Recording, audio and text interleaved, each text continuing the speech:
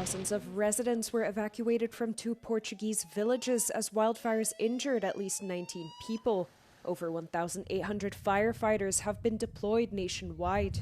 Há bocado estava mais calmo, mas agora isto de repente piorou muito. Os seus pais tiveram que sair já? Já mandaram sair agora a GNR. While waiting for help, local residents tried containing the blaze themselves. Já andamos aqui desde ontem aqui a vigiar.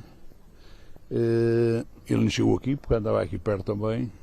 Mas hoje parece que temos de atacar, senão ele acaba por queimar tudo. The blaze in Ponte da Barca remains the most concerning hotspot, with dozens of people being evacuated from their homes in rural areas of Sobredo and Paradela.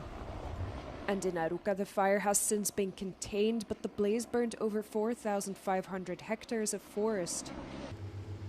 Local weather institutions have warned for a severe hot weather episode expected to last until next week, with temperatures forecast ranging from 36 to 44 degrees Celsius.